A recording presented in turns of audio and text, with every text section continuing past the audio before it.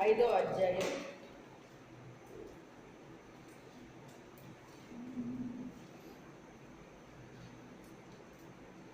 7వ వచనం. 5వ అధ్యాయం 7వ వచనం. కనికరము గల వారు ధన్యులు, వారు కనికరము పొందుదురు. చాలు చిన్న ప్రార్థన చేసుకుందాం. పరిశుద్ధుడైన తండ్రి, మహోన్నతుడ, జీవాధిపతి, సర్వాధికారి, సర్వోన్నతుడ, సర్వశక్తి కలిగిన తండ్రి, ఆది అంతం లేని ప్రభువా, అల్ఫై ఓమేగా మీరే నాయన. మీకే స్తోత్రం. నామముల కంటే పైనామం కలిగిన దేవుడవు తండ్రి. ఆకాశ మహాకాశములు పట్టజాలం తండ్రి, మీ వందనాలు స్తోత్రాలు చెల్లించుకుంటున్నాను ప్రభువా. ఆత్మ ప్రభువారు మీ వందనాలు స్తోత్రాలు నాయన యేసయ్య. ఈ యొక్క సాయం సమయంలో ప్రభువా, నీ యొక్క నా తండ్రి సన్నిధిలో ప్రభువా, మేము ఇంటి రీతిగా కూడుకోవడానికి మాకు వచ్చిన గొప్ప సమయాన్ని, అవకాశాన్ని బట్టి వందనాలు స్తోత్రాలు. కూడుకొచ్చిన మమ్మల్ని అందరిని బట్టి వందనాలు స్తోత్రాలు తండ్రి. నా ప్రభువా, ఇంతవరకు బిడలో చక్కని గానాలు చేసి ఉన్నారు ప్రభువా. నా తండ్రి, ఈ సమయంలో నీ దివ్య వాక్యం ద్వారా నాతో మాతో అందరితో మీరు మాట్లాడండి నాయన. ఈ వాక్యంలో ఉన్న గూఢమైన సంగతి, రహస్యమైన సంగతులు, మీ రాజ్య మర్మాల్ని తెలియచెప్పు నాయన. వినే చెవి, గ్రహించే హృదయం, అనుసరించి నడిచే జీవితాన్ని ప్రభువా ప్రతి ఒక్క బిడ్డకి మాకందరికి అనుగ్రహించి సహాయం చేయకండి. స్తోత్రాలు తండ్రి.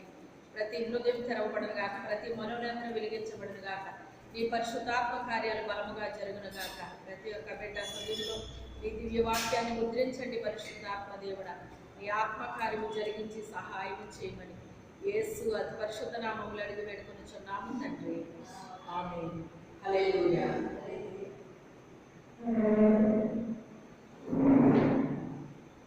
హల్లెలూయా. హల్లెలూయా. హల్లెలూయా. ఇక్కడ ప్రభు ఆయన ఆ జనసమూహములను చూచి కొండ ఎక్కి కూర్చుండగా ఆయన శిష్యులు ఆయన ఎద్దకు వచ్చిరి. అప్పుడు ఆయన నోరు తెరిచి ఎలాగూ బోధింపసాగాను అనేసి, మరి కొండ మీద కూర్చుని ఆయన మాట్లాడిన దీన్ని ఏమంటారంటే ధన్యతల కొండ అంటారు అన్నమాట. ఏమంటారు? ధన్యతల కొండ. అన్నీ ధన్యత ధన్యత ధన్యత అని ఉంటుంది కదా అని చెప్పేసి అంటూ ఉంటారన్నమాట.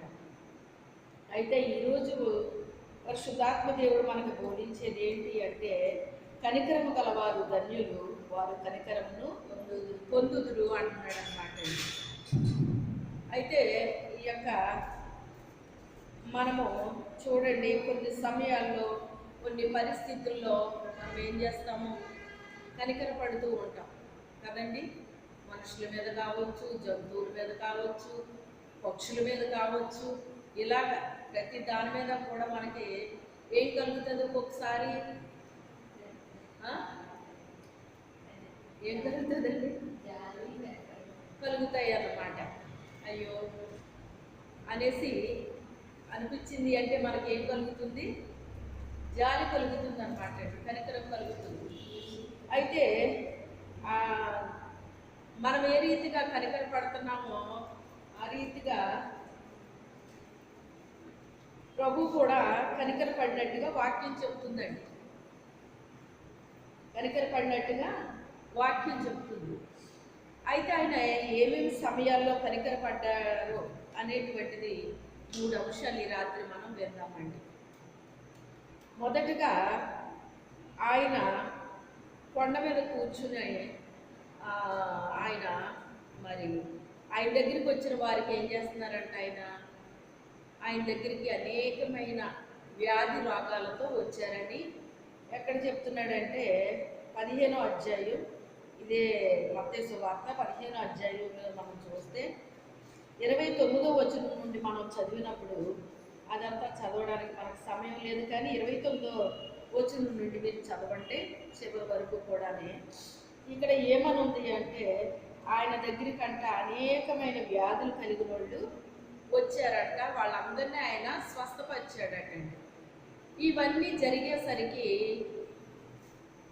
స్వస్థతలో మరి ఆ దెయ్యాలు వెళ్ళగొట్టడం, మరి అనేక రకాలు ఆయన చేస్తూ ఇంకా ఏం చేశారు అంటే, దేవుని వాక్యాన్ని కూడా వాళ్ళకి బోధించాడండి ఆయన. ఇక్కడ ఏమని రాస్తున్నాడంటే చూడండి, 32వ వచనంలో, అంతటా యేసు తన శిష్యులను పిలిచి, ఈ జనులు నేటికి 3 దినముల నుండి నా యొద్ద ఉన్నారు, వారికి తిననేమీ లేదు కనుక వారి మీద కనికరపడుచున్నాను అన్నాడు. అంటే ఇక్కడ దేవుని దగ్గరికి వచ్చారు. ఎందుకు వచ్చారు వీళ్ళు? ఆయన దగ్గరికి వెళ్తే స్వస్థపరుస్తాడని, ఆయన దగ్గరికి వెళ్తే అనేకమైన విషయాలు చెప్తున్నాడు ఆయన. ఎప్పుడు మనం వినలేని విషయాలన్నీ కూడా చెప్తున్నాడు ఆయన. ఆ పరలోక విషయాలు ఎప్పుడు కూడా ఎవరో ఏ దైవజనుడు కూడా చెప్పలేదు. మరి ధర్మశాస్త్ర ఉపదేశకులు ఉన్నారా లేదా? ఉన్నారు. సమాజ మందిరాలు ఉన్నాయా లేదా? ఉన్నాయి. కానీ వాళ్ళు ఎవ్వరూ చెప్పని విషయాలు ఎవరు చెప్తున్నారు? ప్రభు చెప్తున్నారు. అందుకే ఈయన బోధ ఏదో కొంచెం ఎలా ఉంది? వింతగా ఉంది. ఆ దైవజనులు, ఆ యాజకులు చెప్పినట్లుగా ఈయన చెప్పటం లేదు. ఈయన బోధ ఏంటో కొంచెం వేరుగా ఉంది అని చెప్పేసి ఈయన బోధకి ఏం చేశారంటే ప్రజలు ఆకర్షింపబడ్డారన్నమాట అండి. ఆ మాటలు ఏంటో చాలా వినేకోల్ది వినాలనిపిస్తుంది అని చెప్పేసి వినుటకు వారి చెవికి శక్తి కొలది మాట్లాడనని ఉంటుంది మరో చోట. చెవికి కూడా ఏముండాలంటండి? శక్తి ఉండాలంటండి. దేవుని మాటలు వినాలంటే మన చెవులకి ఏముండాలంట? అనేక విషయాలు వినడానికి చెవికి శక్తి ఉంటుందంట. కానండి దేవుని మాట వినడానికి శక్తి ఉండదంటండి. అర్థమైందా? కానీ కొంతమందికి దేవుని మాట వినాలని ఇష్టం ఉంటుందంట అండి. వారి చెవికి శక్తి కొలది వారు వింటారట. ఆ వినే వాళ్ళకి వినే కొలది చెప్తాడంట ఆయన. అర్థమైందా? మనం ఎంత ఇంట్రెస్ట్ చూపిస్తున్నామో అంతగా మనతో మాట్లాడతాడు ఆయన. ఎందుకని? మనకేముందంటే మన చెవికి శక్తి ఉందంటే వినగలే చెవి ఉంది మన దగ్గర. ఆత్మీయ చెవులు కలిగి ఉన్నాం మనం. అయితే ఇలాంటి వారిని నేను చాలా మందిని చూశాను అనమాట. నా దగ్గరికి వస్తూ ఉండేవారు. అందులో కొంతమందిలో దెయ్యాలు పనిచేసి వాళ్ళ వాక్యం వినడానికి చాలా ఇబ్బంది పడిపోయేవారండి. చాలా ఇబ్బంది పడిపోయేవారు. అప్పుడు నేను మనసులో అనుకునేదాన్ని, నీ సంగతి నాకు తెలుసు, నువ్వు లోపల ఉండి నువ్వు ఆ మనిషిని ఏం చేస్తున్నావు? దేవుని మాట వినకుండా నువ్వు చేస్తున్నావు, ఇదంతా నువ్వు చేసే పని అని మనసులో అనుకునేదాన్ని అనమాట. అనుకుని నేను మానకలా బోధిస్తానే ఉండేదాన్ని అనమాట అండి. చివరికి ఇంకా ఆ దెయ్యమే కాకులో లేకుండా పోయేదన్నమాట. అప్పుడు చక్కగా వెళ్ళడం ప్రారంభించేవారు వాళ్ళు. మనిషిలో దెయ్యం ఉంటే విన్నేస్తుందండి వాక్యం? విన్నెవరు? ఇంట్రెస్ట్ ఉండదండి. ఇంట్రెస్ట్ ఉండదు. అన్ని విషయాల్లో ఇంట్రెస్ట్ ఉంటాయి కానీ దేవుని మాటలో ఇంట్రెస్ట్ ఉండవండి. అయితే దేవుడు ఎవరైతే ఇష్టపడుతున్నారో దేవుని మాట వినడానికి, వాళ్ళకి చెప్పడానికి ఆయన కూడా చాలా ఇష్టం చూపిస్తాడటండి. ఇంకా చెప్పాలి నా బిడ్డలకి, నా బిడ్డలో వినడానికి ఆసక్తి చూపిస్తున్నారు కదా, ఇంకా చెప్పాలని చెప్పేసి ఆయన కూడా ఏం చేస్తాడట? మనకు చెప్పడానికి ఇంట్రెస్ట్ చూపిస్తాడటండి. నా విషయానికి వస్తే 20 సంవత్సరాలకు జరుగుతుంది అన్నది కూడా ఇప్పుడు చూపిస్తాడండి ఆయన. నాకు చూపించి చాలా సంవత్సరాలకు జరుగుతాయన్నాయి చూపిస్తారన్నమాట అండి. అలాంటి ఎన్నో నేను ఆయన దగ్గర నేను విన్నాను, చూశాను. అవి నెరవేర్పు జరుగుతున్నాయి కూడా నాకు మాట అండి. మీరు ఈ మాట చెప్పేటప్పుడు నిజంగా ఇది అసలు ఏమీ లేదండి అలాంటి పరిస్థితి, కానీ నిజంగా జరిగిందండి ఈ విషయం అని చెప్పేసి. ఎందుకంటే దేవుడు నాకు చూపించి కొంతమందికి చెప్పేస్తూ ఉంటాను నేను. నాకు ఒక్కొక్కసారి గుర్తుండకపోవచ్చు అని చెప్పేసి బుక్ మీద రాద్దాము అనుకుంటాను, కానీ ఎందుకో రాయలేను అనమాట. తెలియదు మరి ఎందుకో. అందుకే ఎవరో ఒకరికి చెప్పేస్తే కనీసం వాళ్ళైనా గుర్తు పెట్టుకుంటా, నాకు గుర్తు లేకపోయినా అని చెప్పేసి ఎవరో ఒకరికి చెప్పేస్తూ ఉంటాను. ఈ నైట్ ఏదైనా దేవుడు చూపిస్తే మరుసటి రోజు చెప్పేస్తాను అనమాట. ఆ రీతిగా చెప్తూ ఉంటాను. ఏది ఏమైనప్పటికైనా దేవుని యొక్క మాట వినడానికి మనం ఆసక్తి చూపిస్తే అనేక విషయాలు దేవుడు మనతో మాట్లాడుతూ ఉంటాడు, చెప్తూ ఉంటాడు అనమాట. ఇలాగ వీళ్ళు ఎన్ని రోజులు విన్నారటండి? 3 రోజులు విన్నారటండి. అయితే వీళ్ళని ఇలా పంపించేయడం నాకు ఇష్టం లేదు. ఎలాగా? ఆకలితో ఇష్టం లేదు, వాళ్ళకి ఆహారం పెట్టాలని నేను అనుకుంటున్నాను, వాళ్ళ మీద నాకేమొచ్చింది? ఎందుకు కనికరం వచ్చింది?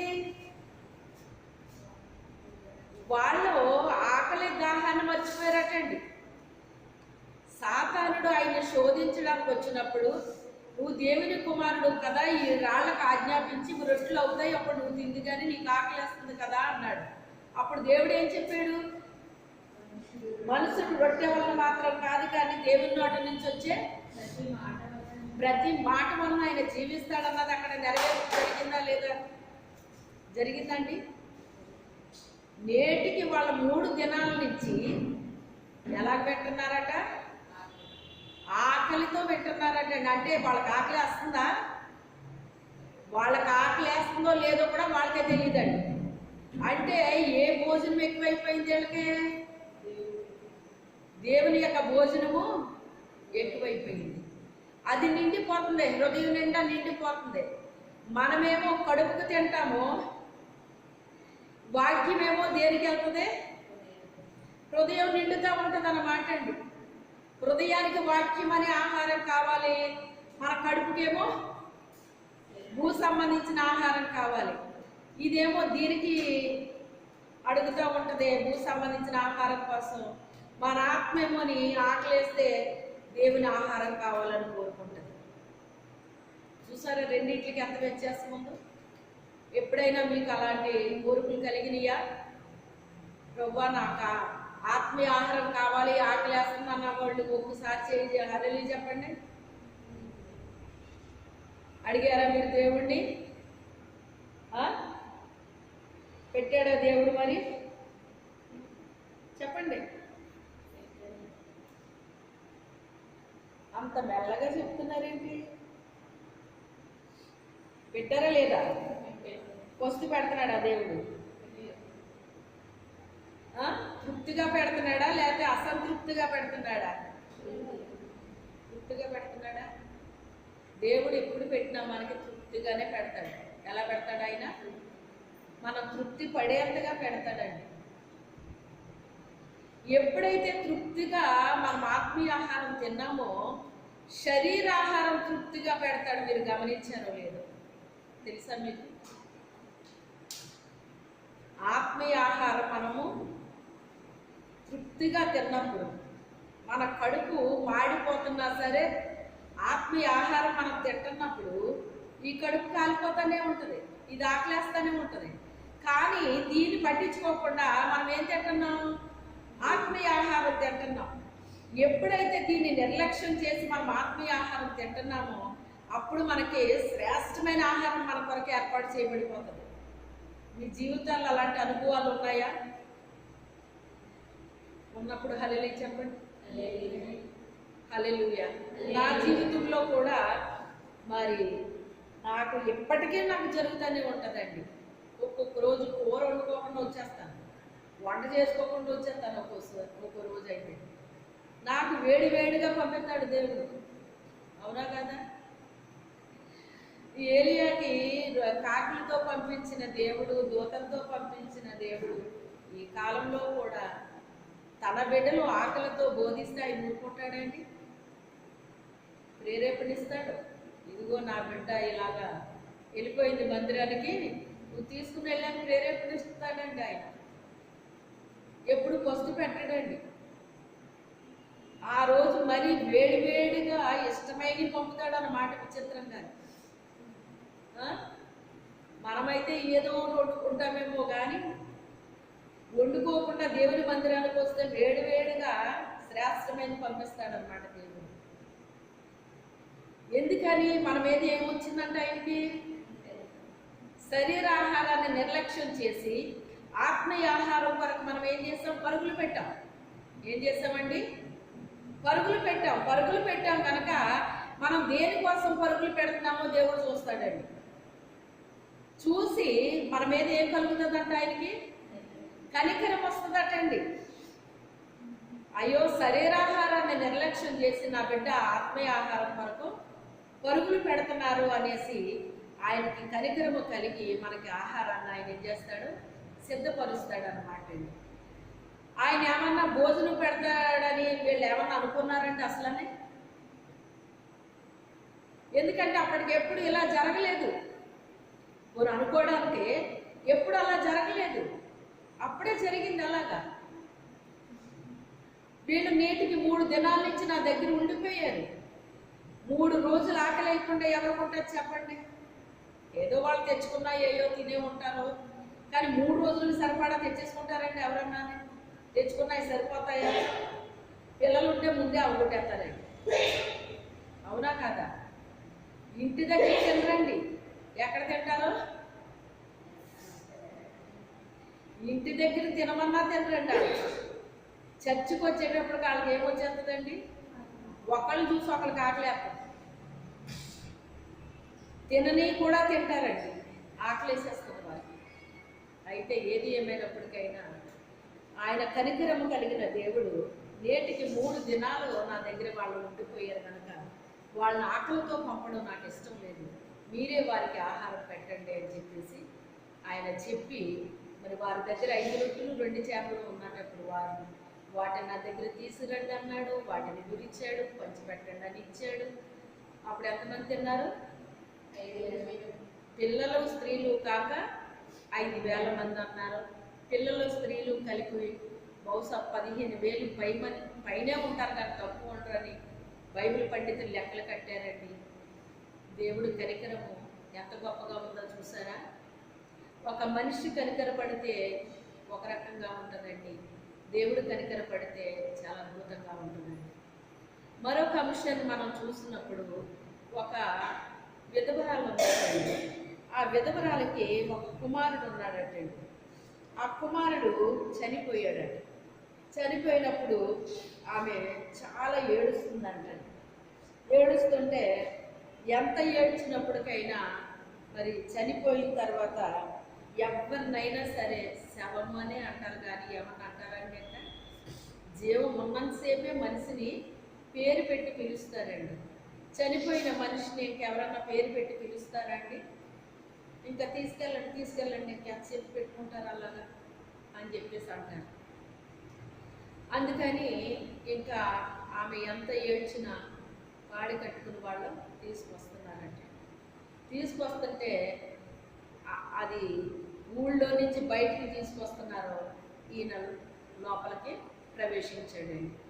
ప్రవేశించి ఆగండి అన్నాడు వాళ్ళని. మోసే వాళ్ళు ఏమన్నాడు? ఆగండి అన్నాడు. ఆగండి అని ఆ పాడిని ముట్టుకున్నాడటండి. ముట్టుకున్నప్పుడు ఆ అబ్బాయి ఏం చేశాడట? లేచి కూర్చున్నాడటండి.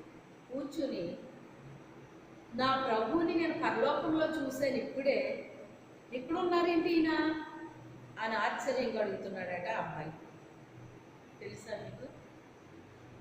ఈ ప్రభువుని నేను ఎక్కడ చూశాను? పరలోకంలో చూశాను. ఈ అబ్బాయి చనిపోయిన ఆత్మ ఎక్కడికి వెళ్ళిపోయింది? పరలోకం వెళ్ళిపోయింది. పరలోకం వెళ్ళిపోతే ఇప్పుడు భూమి మీద చనిపోయిన మనిషిని బ్రతికించాలటండి ప్రభువు.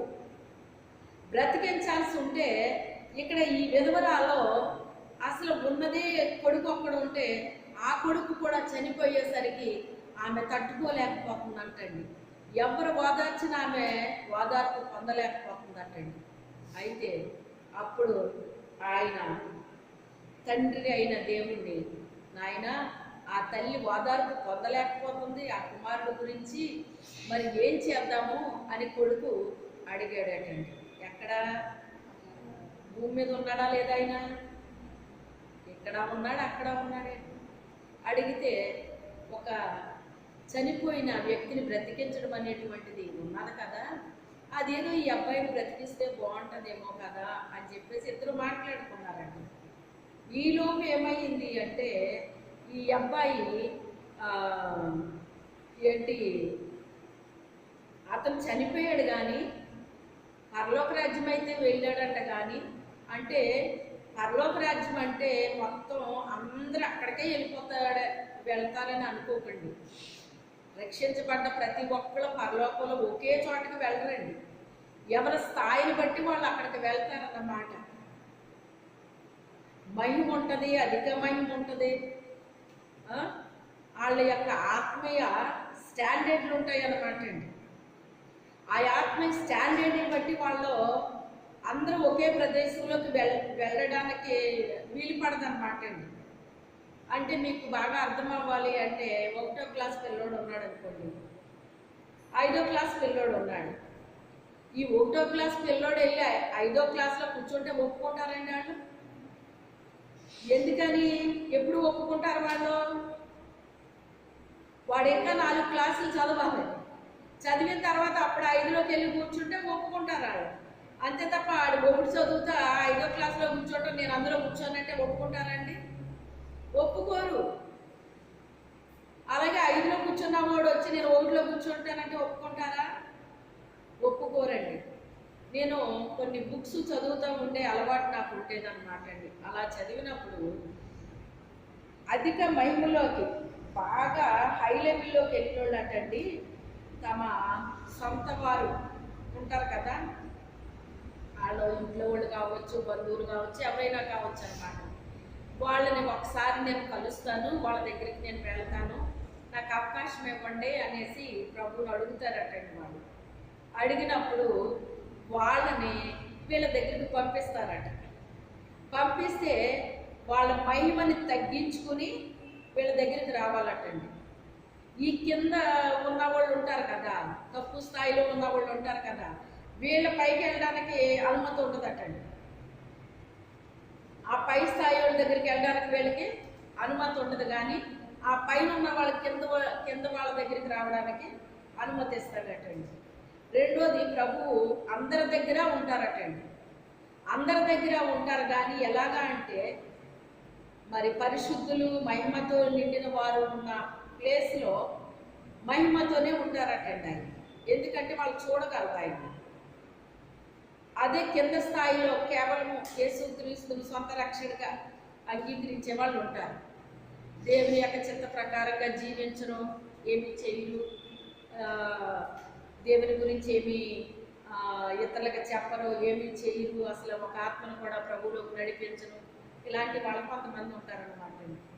అలాంటి వాళ్ళ దగ్గరికి మరి వచ్చినప్పుడు ప్రభు అంటండి ఆయనకున్న మహిమంతా తగ్గించేసుకుంటారటండి. ఆయనకున్న మహిమంతా తగ్గించుకుని ఒక సాధారణ వ్యక్తిలాగా వస్తారటండి. ఎందుకు అంటే వాళ్ళ దగ్గరికి మహిమతో వస్తే వాళ్ళు చూడలేరటండి. ఏం చేయలేరు? వాళ్ళు చూడలేరటండి. ఆ మహిమని వాళ్ళ తట్టుకునే శక్తి ఉండదంట వాళ్ళకి. అది వాళ్ళకి తట్టుకునే శక్తి ఉండదటండి. అందుకని ఆయన మహిమంతా మరి తగ్గించుకుని ఒక సాదాసేదాగా ఒక మనిషిలాగా వాళ్ళ దగ్గరికి వచ్చి వాళ్ళ దగ్గర ఉంటారట, వాళ్ళతో మాట్లాడతారట అండి. ఆ తర్వాత మళ్ళీ ఆయన వెళ్ళిపోతారు. ఆయా ప్రాంతాలకి ఎవరెవరు ఎక్కడున్నారు, ఏ స్థానాల్లో ఉన్నారు, ప్రతి స్థానంలో ఉన్న వాళ్ళ దగ్గరికి ఆయన వెళ్ళి కలుసుకుంటూ ఉంటారటండి. అయితే ఏది ఏమైనప్పటికైనా ఈ అబ్బాయికి అక్కడికి వెళ్ళిన తర్వాత తెలిసింది ఏంటి అంటే వీడు రక్షించబడ్డాడు, కానీ ఒక్కళ్ళు కూడా దేవుడి గురించి చెప్పలేదట. ఏం చేయలేదు? ఒక్కళ్ళు కూడా దేవుడి గురించి చెప్పలేదటండి. అయ్యో, ఈ దేవుడి గురించి నేను అసలు ఒక్కళ్ళకు కూడా చెప్పలేదు, నేను ఇలాగా ఎందుకు చేశానా, ఆయన దేవుడని నేను ఎందుకు ప్రకటించలేకపోయానా, భూమి మీద ఉన్నప్పుడు ఆయన వల్లనే రక్షణ ఉందని నేను ఎందుకు చెప్పలేకపోయానా, నేను ఎవ్వరికీ చెప్పకుండా వచ్చేసాను అని చెప్పి ఏడుస్తున్నాడటండి ఆ అబ్బాయి. ఏడుస్తుంటే దూతలు అడిగారట, నువ్వు ఎందుకు ఏడుస్తున్నావు అని అడిగారటండి. అడిగితే అప్పుడు ఆ అబ్బాయి చెప్పాడట, నేను భూమి మీద ఉన్నప్పుడు నేను ఎవ్వరికీ కూడా యేసు ప్రభు గురించి చెప్పలేదు, ఒక ఆత్మను కూడా రక్షణలోకి నేను నడిపించలేదు, క్రీస్తు గురించి నేను ఎవరికీ సాక్ష్యం చెప్పలేదు, అందుకని నాకు చాలా బాధగా ఉంది, ఒక్క అవకాశం నాకు ఇవ్వండి, ఈసారి నేను భూమి మీదకి వెళ్ళి అనేక మందికి నేను దేవుని గురించి సాక్ష్యం చెప్తాను అని ఒక్క అవకాశం నాకు ఇవ్వండి అని ఏడుస్తున్నాడట. అప్పుడు ప్రభు అడిగారటండి వాళ్ళని, ఎందుకు ఏడుస్తున్నాడు ఆ అబ్బాయి, ఏంటి సంగతి అని అడిగితే ప్రభువా ఇలాగంట అని చెప్పారటండి. చెప్పినప్పుడు సరే భూమి మీద ఇలా బ్రతికించే బ్రతికించాలి కదా ఈయన, ఆ అవకాశం ఏదో వీడికి ఇద్దామైతేని అని చెప్పేసి ఈ అబ్బాయికి ఆ అవకాశాన్ని ఇచ్చారటండి. ఇచ్చినప్పుడు ఈ అబ్బాయి ప్రాణం ఎక్కడికి వచ్చింది? ఈ బాడీలోకి వచ్చేసింది. వచ్చి ఈ లోపల ప్రభు రావడం, ఈ పాడిన కొట్టడం, ఈ అబ్బాయి లేచి కూర్చోవడం చూసి వెంటనే ఏమంటున్నాడు? ఇప్పుడే నేను పరలోకంలో మిమ్మల్ని చూశాను కదా, మీరు ఈ భూమి మీదకి ఎలా వచ్చారు? మీరు అక్కడి నుంచి ఇక్కడికి ఎలా వచ్చేసారు? మీరు ఇప్పుడే కదా నేను చూశాను అని ఆశ్చర్యంగా అడుగుతున్నాడంట. ఏంటి వీడు ఎలా మాట్లాడుతున్నాడు ఏంటి? ఇప్పుడే చూశాను నేను, ఇప్పుడు ఇక్కడ ఉన్నారేంటి అని అడుగుతాడేంటి అని చుట్టూ ఉన్న వాళ్ళు ఆశ్చర్యపోతున్నారటండి. నువ్వేం చూసావు ఏంటి అంటే, ఇలా చనిపోయాను నేను, నా ఆత్మ ఎక్కడికి వెళ్ళిపోయింది? పరలోకానికి వెళ్ళిపోయింది. ఆ తర్వాత ఇప్పుడు చెప్పిందంతా మొత్తం అంతా చెప్పాడటండి. ఇలా ఎలా జరిగింది, అప్పుడు ఆయన నాకు అవకాశం ఇచ్చారు, నువ్వు వెళ్ళిపో, బాడీలోకి వెళ్ళిపో, ఇంకా నీకు ఆయుష్ ఇస్తున్నాను అని చెప్పేసి నాకు అవకాశం ఇచ్చారు. నేను వచ్చేసరికేమో ఆయన ఎక్కడ ఉన్నారు, అదే నాకు ఆశ్చర్యంగా ఉంది. అవునా అని చెప్పేసి ఆయన గురించి విన్న వాళ్ళందరికీ కూడా ఆశ్చర్యమే అనిపించిందటండి. ఇలాంటి మాటలు ఎప్పుడూ వినలేదు. అసలు ఇంతమంది యాజకులు బోధించారు కానీ ఏ రోజున ఇలాంటి మాటలు ఎప్పుడూ వినలేదు. ఈయనేంటి, ఈయన వాళ్ళందరికీ ఎలా తగులుతున్నాడటండి? ఏమని ఉంది వాక్యంలో? అడ్డురాయిలా తగులుతున్నాడటండి. వాళ్ళకి ఎలా తగులుతున్నాడట? అడ్డురాయిలా తగులుతున్నాడటండి. మనం వెళ్ళేటప్పుడు కూడా కొన్ని ఏం చేస్తాయి, మన కాళ్ళకి తగులుతాయి కదా, అలా తగులుతున్నాడటండి. యాజకులందరూ కలిసి ఒకటి బోధిస్తే ఈయన ఒకటి బోధిస్తున్నాడు అన్నమాట. ఎందుకు ఎవరిది కరెక్టు? ఎవరిది కరెక్ట్ అండి? ఎందుకని ఆ ఒక్క ఆయనదే కరెక్టు, వీళ్ళది కరెక్ట్ కాదు. కానీ ఆ విషయం వాళ్ళకి అర్థమైందా? అర్థం అవ్వలేదు. అర్థం అవ్వక వాళ్ళు ఏం చేశారంటే, మరీ నువ్వు దేవుని కుమారుడు అని చెప్పుకుంటావేంటి అసలు అని, నువ్వు ఇలా చెప్తున్నావు అలా చెప్తున్నావు, అసలు ఏమనుకుంటున్నావు నువ్వు ఆ మరియ కుమారుడు కాదా, ఆ యేసేపు కుమారుడు కాదా, మీ అక్క చెల్లెలు లేరా, నువ్వు దేవుని కుమారుడు అని చెప్తావేంటి అని చెప్పేసి ఆయన మీద కోపం వచ్చిందా లేదా? వాళ్ళు ఏమనుకుంటున్నారు? ఆయన్ని వాళ్ళ కుమారుడు అనుకుంటున్నారు కానీ ఆయన దేవుని కుమారుడుగా వాళ్ళు అంగీకరించట్లేదండి, అంగీకరించట్లేదు. ఇలాగా ప్రతీది కూడా వీళ్ళకి ఏం కలుగుతుందంటే ఆశ్చర్యాన్ని కలిగిస్తుందండి. ఏం కలిగిస్తుంది? ఆశ్చర్యాన్ని కలిగిస్తుంది అన్నమాట అండి. అలాగే రోగుల్ని చూసినప్పుడు కూడా ఆయన కనికరపడ్డాడని వాక్యం చెప్తుంది. ఆయన దగ్గరికి వచ్చిన రోగులందరినీ చూసంటే ఏం చేశాడంటే ఆయన కనికరపడ్డాడు అని వాక్యం చెప్తుంది అన్నమాట. కనికరపడి వాళ్ళని ముట్టాడంట, స్వస్థపరిచాడట, దెయ్యాలు వెళ్ళగొట్టాడటండి. ఆయన కీర్తి అంతా కూడా దేశ దేశాలు వ్యాపించింది అని వాక్యం చెప్తుంది అన్నమాట అండి. ఆయన కీర్తి ఎక్కడికి వెళ్ళిపోయిందంట? దేశ దేశాలకి వ్యాప్తం చేసిందటండి. ఏది ఏమైనప్పటికైనా కనికరము కలవారు ధన్యులు, వారి కనికరమును పొందుదురు. మనము కూడా కనికరపడినప్పుడు అంటండి, కొన్ని సమయాల్లో కొన్ని పరిస్థితుల్లో మనకి కూడా ఏం కలుగుతుందండి? కనికరము కలుగుతుందా లేదా? చెప్పండి. కనికరం కలుగుతుందా లేదా? కలుగుతుంది. ఎప్పుడైతే మనం కనికర పడుతున్నామో, ఏ విషయంలో మనం కనికర పడుతున్నామో, అది ఏ విషయంలో మనము కనికర పడుతున్నామో ఆ విషయాల్లో మనం ఏం పొందుకుంటామంట? కనికరం పొందుకుంటాం. ఎవరిదే? దేవుని కనికరాన్ని పొందుకుంటాం. దేవుని కనికరం ఎలాగొస్తుందో మన మీదకి? ఎలా వస్తుందంటే, మనము ఇతరుల మీద మనం కనికరపడి ఏదైతే వాళ్ళ విషయంలో మనం చేశామో,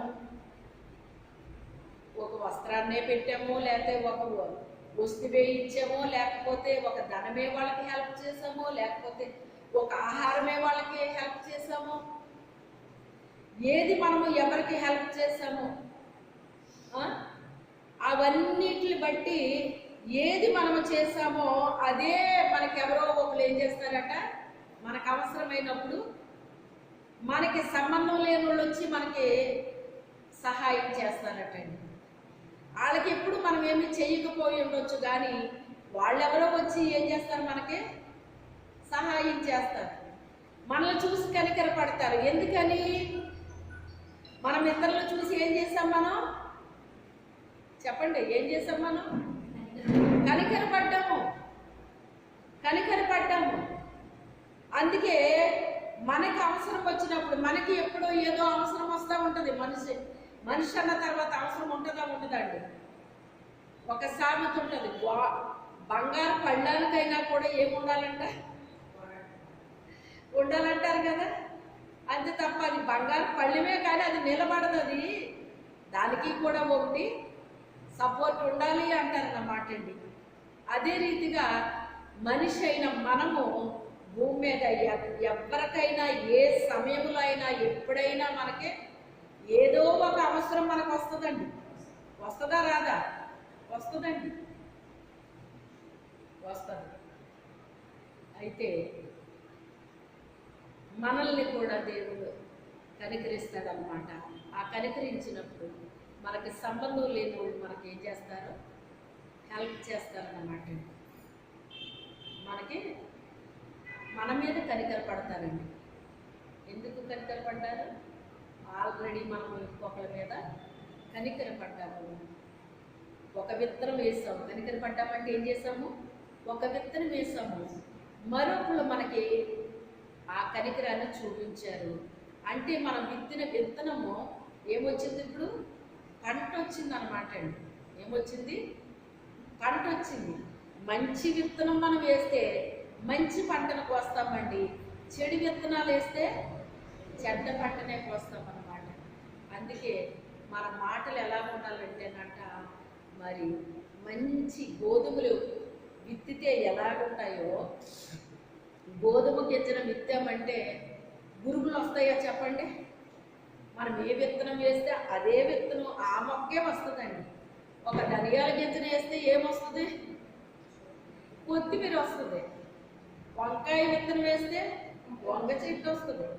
బెండకాయ వేస్తే బెండకాయ వస్తుంది. గోంగూర విత్తనాలు వేస్తే గోంగూర వస్తుంది. అంతే తప్ప మనం ఒక విత్తనం వేస్తే ఇంకో చెట్టు రాదు. అది అలాగే మనం ఏ విషయాల్లో మనం అవతల వాళ్ళకి సహాయం చేస్తామో, హెల్ప్ చేసామో, అదే సహాయం మనకి దేవుడు మన జీవితంలో మనకి ఎప్పుడు ఏ టైంలో ఏదో ఎత్తుగా మనకు అవసరం అవుతుందో ఆ అవసరాలని ఆయన మహిమైశ్వర్యాన్ని బట్టి మనకి తీరుస్తానంటున్నాడు. ఆయన ఏం చేస్తాడట? తీరుస్తానంటాడు అన్నమాట అండి. ఎందుకని? ఆయన రక్తంలో కడగబడి నీతిమంతులుగా మనం తీర్చబడినప్పుడంట ఆయన మహిమైశ్వర్యాన్ని బట్టి మీ ప్రతి అవసరాన్ని నేను తీరుస్తాను అంటున్నాడండి. అయితే ఈరోజు దేవుడు మనతో మాట్లాడిన మాట ఏంటంటే, కనికరము కలిగిన వారు ధన్యులు, వారు కనికరమును పొందుదురు. ప్రార్థన చేసుకుందాం. మోకరించండి. ఎవరికి వారి కొద్ది నిమిషాలు ప్రార్థన చేసుకుందాం.